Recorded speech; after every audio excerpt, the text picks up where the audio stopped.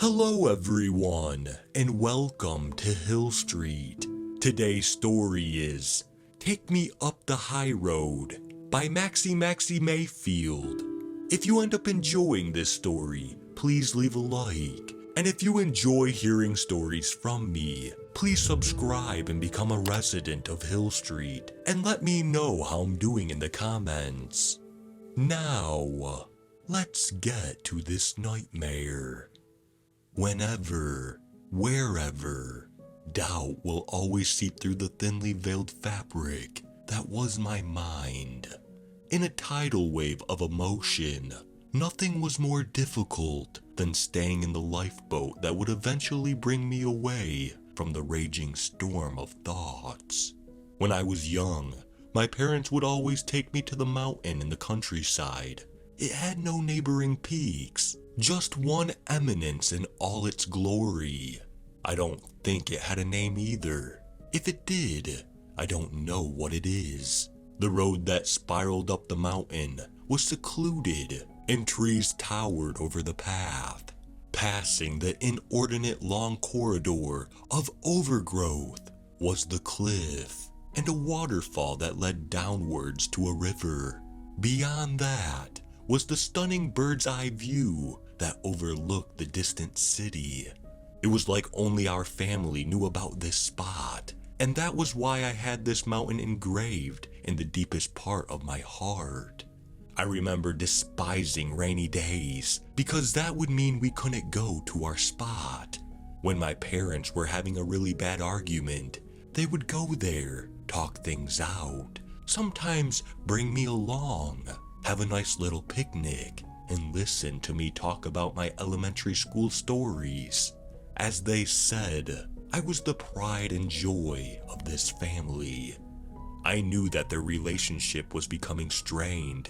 They didn't dare talk about it when I was in their presence, but here and there, I could hear them arguing through the walls. We stopped going to the mountain years ago when Mother jumped off that very cliff that withheld all my childhood memories. Dad often blamed her for being selfish. His incessant ramblings echoed throughout the house and into my head. When the house got too quiet, he would interrupt the uncanny silence with Maunder. 9-year-old me cowered in the corner of the living room with my 3DS, brushing off whatever came out of my father's mouth as adult shenanigans.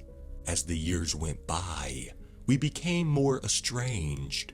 Mom's death tore a hole in our family, and neither I nor Dad bothered to cement it. Or perhaps we were too afraid. Every day, we ate our meals with eyes locked on the food in front of us, the only sounds in the room being the scratching of cutlery on our plates. Then, we would make an exit as soon as we were done. Whenever he did rack up a conversation, every response I gave was no more than 3 words. Yes, no, maybe, I don't know. Trying to avoid being drawn to any sort of interaction. I wanted to say more than a few syllables to him, but any more words seemed to die on my tongue, no matter what. I think Dad understood. He didn't try to pry, and even though it was what I wanted to achieve, it did sting, knowing that our relationship would probably never go back to the way it was. So it came to no surprise when he ended his life on that same mountain. I was at fault for that, for not trying to reconcile at the darkest period of his life. Their deaths were like bricks stacked on both of my shoulders, but this was a burden that I deserved to carry, for the most part. I remember a note he left me between my favorite books on my desk. Before even unfolding it, my hands were trembling immensely. The edge of the paper was torn in an erratic, careless manner, as if he was in a rush to tear it from the notebook. Joshua, I know it has been rough ever since your mother's passing, but believe me when I say I'm really trying here. Please bear with me as we go through this. Listen, there's something you should be aware of.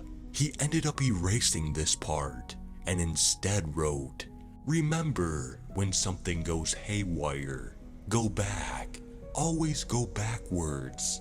I love you the most, Dad." I won't pretend like I absolutely knew what he was going through, but after his untimely death, there was no way I could take what he said in that note to heart. It had been 5 years since Dad's suicide. I honestly never gave the mountain another thought. I didn't need the grief to weigh me down more than it already was. On this particular day, however, I had an inconspicuous urge to visit the mountain again. Outside was raining, and a thick layer of fog blanketed the sky. I grabbed my keys from the coffee table and headed out. I began my drive to the mountain. The mist cloaked everything, including my vision, only the headlights casting a glimmer of visibility. The moon gleamed whitely in the Stygian skies.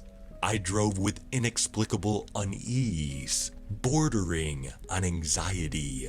Something in the atmosphere filled me with distress, like something terrible was about to happen. I made my way to the crest. The rain was pouring by then.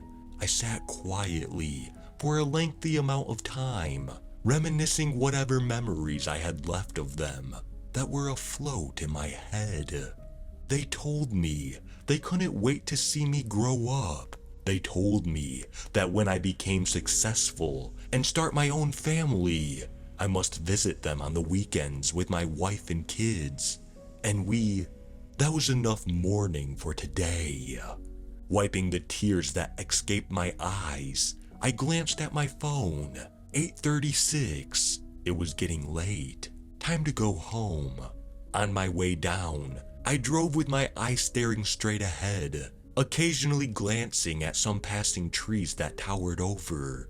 At least 20 minutes went by, and I realized the end of the road wasn't getting any nearer, which was odd, considering the usual 10-minute route. I kept driving as more time flew by, and the trees seemed to be repeating. Though the rain stopped and the sky was getting brighter, I checked the time on my phone. 6:14. Ignoring the blatant witchcraft, I tried driving down the road again. Maybe I am just really tired. After seemingly another 10 minutes, 5:29 flashed when I picked up my phone again. Great. What kind of bullshit is this? A few more minutes of driving brought me back to 3:03.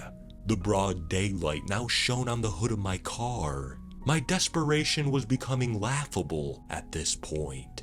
I decided to get my ass out of the car since I had been sitting here for hours now, and made use of my feet to walk along the path. Surely enough, after a while, I circled back to my car. Feeling the dread of no escape, I got back inside and began contemplating, which was never a good thing for me.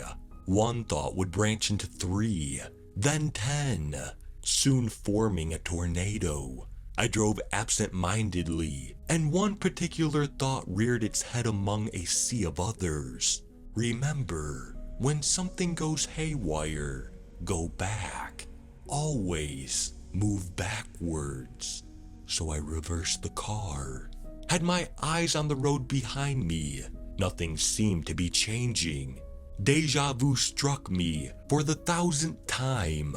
That was until the sky darkened, and I drew closer to the edge of the cliff for the first time in hours. The clock on the bright phone screen told me it was 8:36, but it felt like time was a mere figment of my imagination after what I had been through. And we were right back at where we started.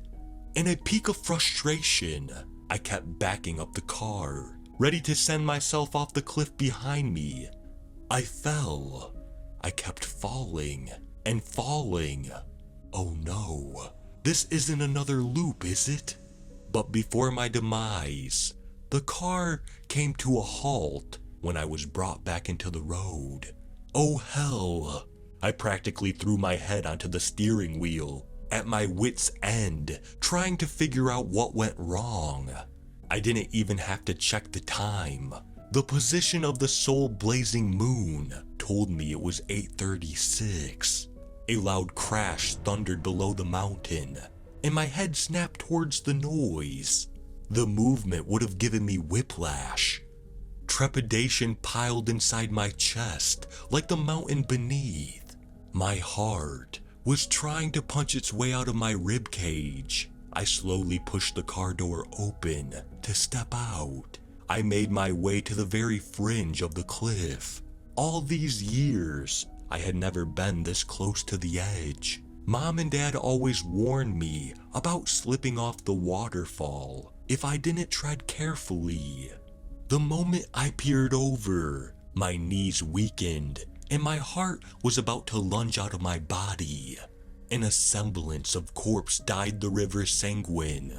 Mom and Dad's corpse, their same bodies, wearing the same clothes, down to the same expressions on their respective faces they died with. My head spun, and haziness began clouding my vision. At the very bottom was my car, which had been devastated by the fall. It landed on its side, which gave me perfect access to see my own dead body inside the driver's seat, unmoving, blood spilled all over. They're not here, but I still am.